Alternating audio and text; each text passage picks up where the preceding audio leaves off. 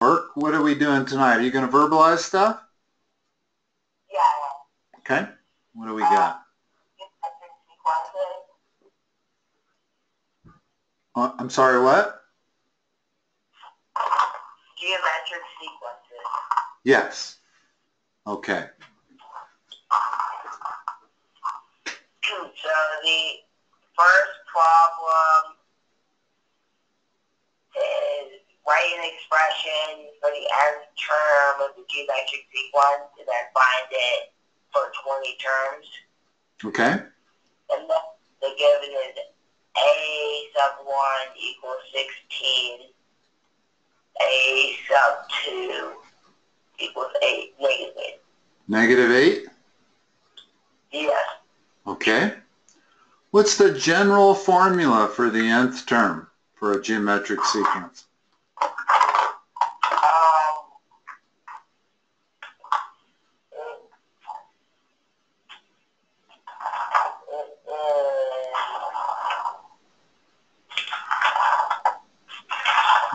You want to memorize these. You don't want to have to look them up. You want to memorize them. Equals a to the first r times r to the nth minus 1. Okay. Now, let me just give you a hint. If I gave you this sequence, does that give us the correct fourth term? In other words, the way to tell whether you've memorized it properly or not is to write out a very small sequence, like I've done, and apply it. We can see that the fourth term is 16, right? Yeah. So, what's a sub 4? What's a sub 1? What's the common ratio? 2. And 4 minus 1 is 2 cubed. So now we have 2 times 8, 16. That means we got the original formula right. That's all we did was prove that we memorized it properly. And you can do that with a lot of stuff in math. In other words, if you're not sure if you've memorized it, test it on a small sequence that you can easily figure out the fourth term. Yeah, all right. And then I kind of forgot it because you typed it like a week ago. Now it's just coming back up again. Okay. So, what is our nth term expression for the information they gave us?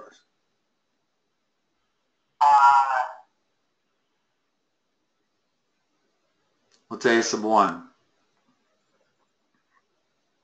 Oh, it's just 16. What's the common ratio? We can figure out the common ratio. All you have to do is divide the second term by the first term. That's always the common ratio. What is it? -1. You saying negative 1/2? Yes. Okay. To the n minus 1. So there's your answer to part A. That's the nth term. And then we use the +1 and +. Now see, I have a hard time understanding your words. What did they want to know, the 20th term? Yeah. So a sub 20. Fill it in. Fill the rest of it in for me. 16 times 1/2. Negative 1/2. Negative is important. Yes, to the 19th. That is your answer. You might need a calculator to come up with that number. I don't know anybody that knows what. The one thing I do know is that negative 1/2 to an odd power is going to stay negative. So my 20th term is negative. But notice that works. If I take each term and multiply it by negative 1/2, the next term is 4. And the next term is minus 2. So this is an alternating series. I've got a positive number, a negative number, a positive number, a negative number. So my 20th term is going to be negative, and this proves it. Yeah. And you could, I presume that she wants you to just get that number out of your calculator. Yeah, I'm sure she will. Yeah, I mean, who knows what 1/2 to the 19th power is? I don't. And then you'd have to multiply it. Actually, it's a small number. Notice that every time you square 1/2, it gets smaller. So when you take 1/2 to the 19th power, it's basically 1/2 to the 19th power. Yeah, so the answer on that thing was 16 over something. It's going to be like 1/millionth. Negative 1/millionth times 16. It's close to a million. I know that 2 to the 10 power is 1,000. So 2 to the 20th power is 1,000,000, which means 2 to the 19th power has to be 500,000. 500,000, approximately. Yeah. 512, in fact. Well, no. It's about 500,000, but, and that's in the denominator. So it's minus 1 over 500,000 times 16. 16's in the numerator. All right, what else you got? And so I think that I understand these, but I just want to make sure I'm doing them right. And sigma and I equals 1.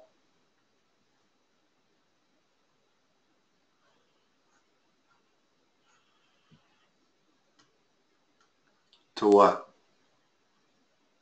To 4. To 4? And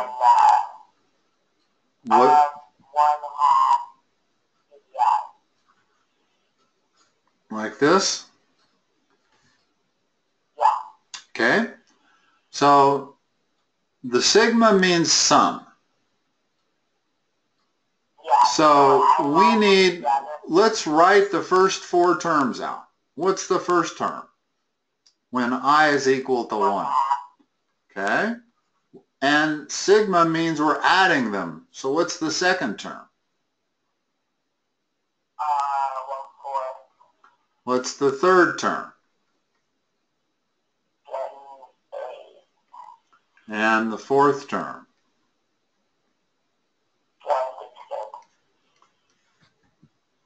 So that's 8/16 plus 4/16 plus 2/16 plus 1/16, 15/16 is the sum.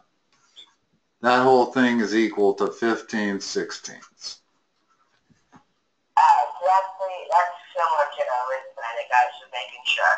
Okay.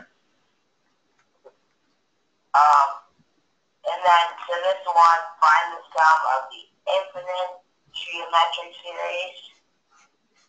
Okay. And then it says I equals 1 to infinity.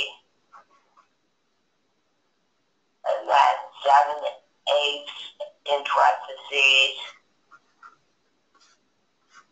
to the I minus 1. Okay. And Now here's the thing. I don't know if they've taught you this or not. But if what is in parentheses is less than 1, this is a convergent series. Meaning it's going to converge to a number even though I goes to infinity. Doesn't matter. it's still going to converge to a number. Okay. And what that number is 1 over 1 minus r, where r is the number inside the parentheses. So, oh yeah, so there's this, and then for finite it's 1 minus r to the n over 1 minus r. I'm not sure what either of these really means. right. Well, the important one is this one, because the one they're talking about is to infinity. You're right. The other one is the sum of the first n terms is equal to 1 minus r to the nth over 1 minus r, right? And are these times a sub 1? Or did I write it down wrong? Hold on, let me open my book. I might have it wrong myself. Sums of series, infinite geometric series, 675.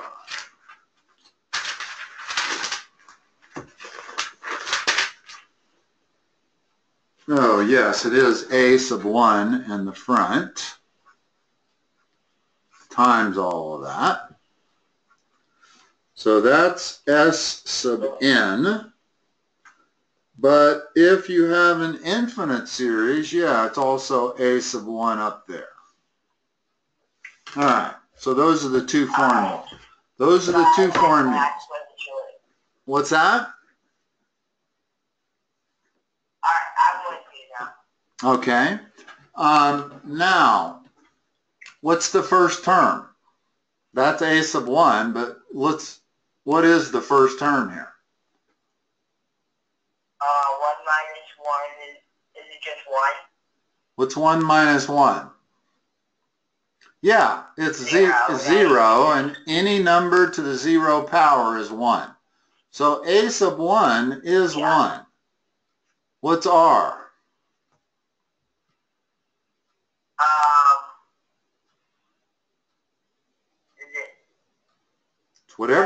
It's whatever's inside the parentheses. 7/8. Oh, whatever's inside the parentheses is r? That's r, yes. And 1 minus 7/8 is 1/8. Flip and multiply, and that whole thing is equal to 8. So the infinite series is equal to 8.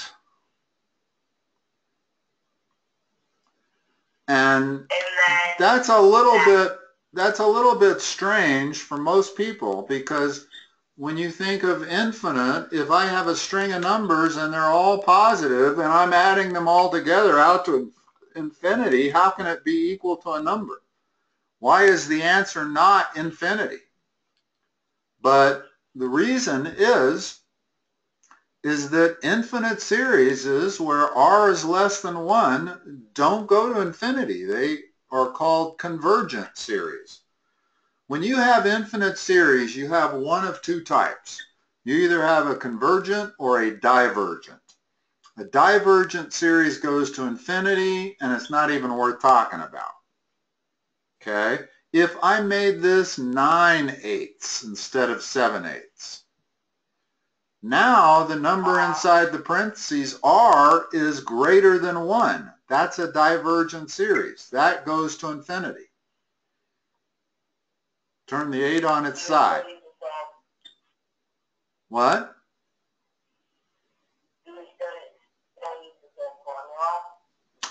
Well, notice that if I tried using the same formula, that would be 9/8. And no, I can't use the same formula. This formula only works if r is less than 1. Actually, if it's the absolute value of r, has to be between minus 1, and 1. If r is greater than 1 or less than minus 1, then this is not the answer. That's only if r is less than 1. For both of these. All samples that I'm given have r less than 1. Yeah, they're not going to give you a problem where r is greater than 1, really, because there's no answer. In other words, if r was 9/8, the answer is infinity. The whole thing blows up. And the reason is hard to explain, but here's one good way to explain it. Let's take this series right here.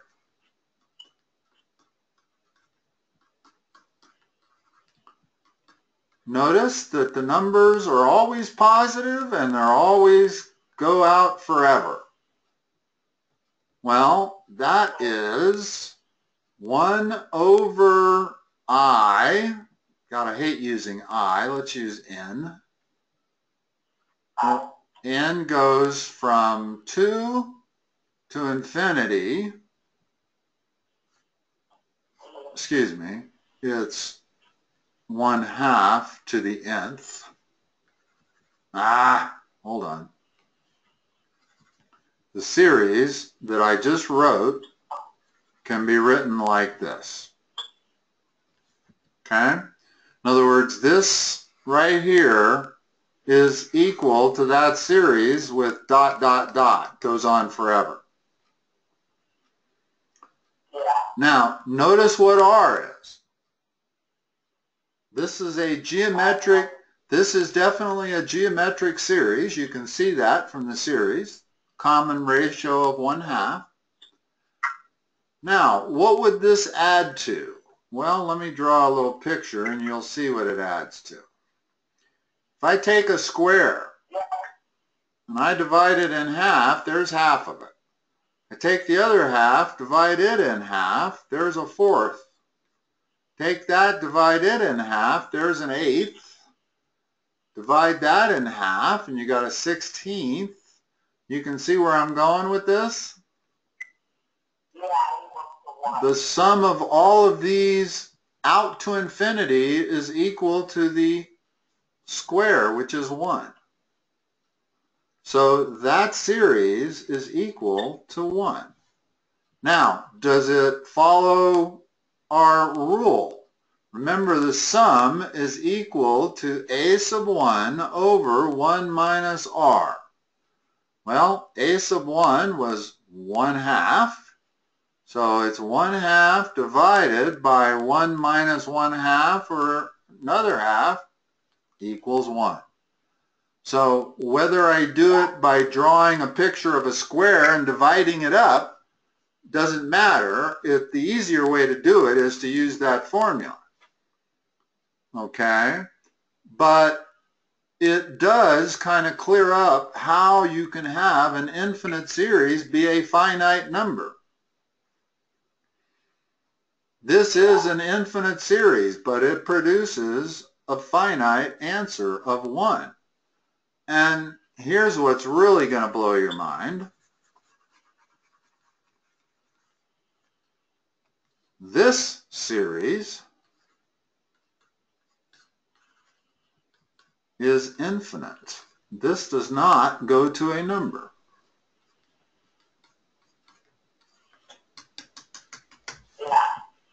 In other words, if I define this series as 1 over n, where n goes from 2 to infinity, that would be that series, right? When n is 2, I get 1/2. When n is 3, I get 1/3, and so forth. Well, this is not a geometric series. 1 over n is not a geometric series. It's just a regular old power series. And whether this goes to infinity or converges to a number depends everything on that exponent. If that exponent is 1 or greater, it converges. If it's 1 or less, it diverges. In this case, it's 1, and this diverges. That does not converge to a number, even though it looks very similar to this one up here. Yeah. But they're completely different.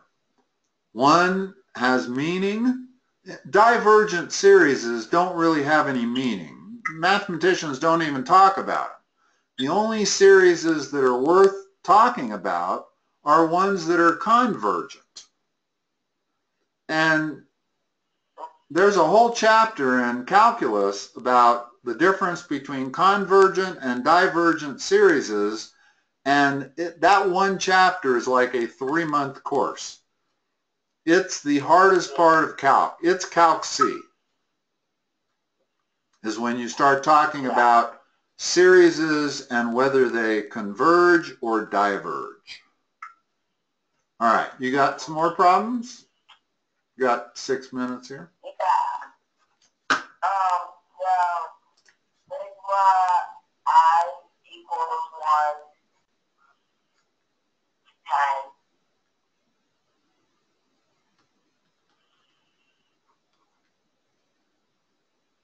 and 10 and then parentheses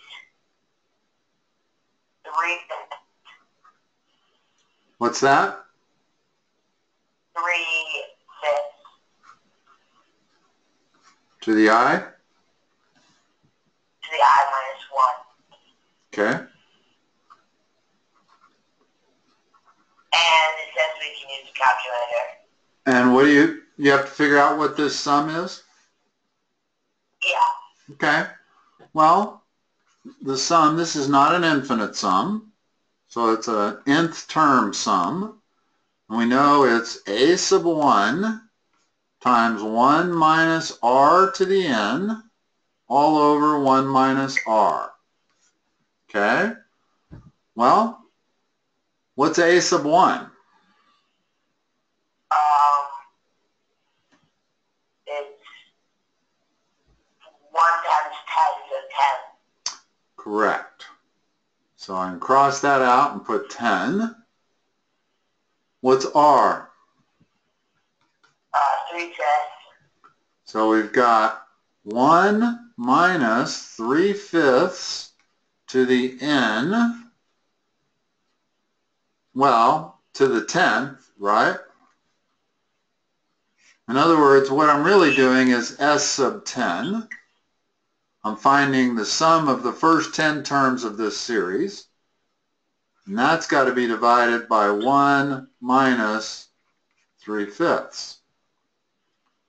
So the reason they said you can use your calculator, because you got to use your calculator to come up with that number. Yeah. Then we plugged in and we get it. I don't need help with that part. You know how to do the rest of it? Yeah. Okay. Just So, go ahead. if this was the same problem, but it says I equals 2 to the 10, would we still plug in 10 for n, or would we? No, notice what the first term becomes. If I make it go from I equal 2 to 10. First term is no longer 10. Oh, It's 10 to the 3/5. So 10 times 3/5. Yeah. So it's 3/5 of 10, which is 6. So it becomes 6 now instead of 10. A sub 1 becomes 6. R is the same.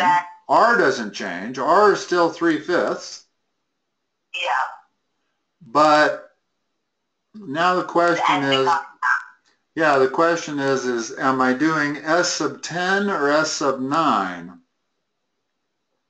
Well, if it's the same as arithmetic, it would be 10 minus 2 plus 1. So, plus 9. I think I'm going to do the first 9.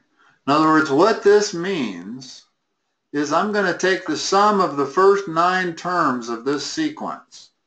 Well, this series only has 9 terms. It doesn't have 10. So there's no way that n can be 10. N has to be 9. So I'm going to do 6 times 1 minus 3/5 to the 9th power all over 1 minus 3/5. And I'm adding up, in other words, regardless of whether that says 10 or not, there's only 9 terms in this sequence. When you go from 2 to 10, that's 9 terms. Okay. Now, most of the time, they won't start at 2. Certain functions, they kind of have to start at 2. What if I had this? If I had log of x, well, I can't, or log of I, say, well, I can't start that at 0. I mean, a lot of times it'll be I starts at 0. But I wouldn't be able to do it if I had log of I, because you can't take the log of 0. Okay, so I would have to start it at 1. But now, what if I make that the denominator? In other words, what if my function is this, 1 over log of I? Well, now I can't even start I at 1, because that would make that 0. And you can't divide by 0, so this is a case where you start I at 2. Okay. And as you have figured out, these always go in integers. When you're talking arithmetic sums or geometric sums, you're talking discrete mathematics, and discrete mathematics is always integers. It's whole numbers only. In other words, I never is going to be 2.5.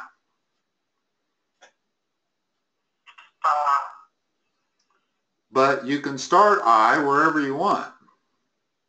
And they do. You'll see problems where sometimes it starts at 0, sometimes it starts at 1, sometimes it starts at 2. All depends on the nature of the function. With that function that I just circled, it has to start at 2. Can't start at 1, can't start at 0. Yeah. I hate the fact that they use I, because it looks just like 1. Yeah, this is just my textbook. I bet my teacher will. Well, that's why I used N when I was talking about it. Usually, I use N over there. That way it doesn't get confused. And then it's the log of N.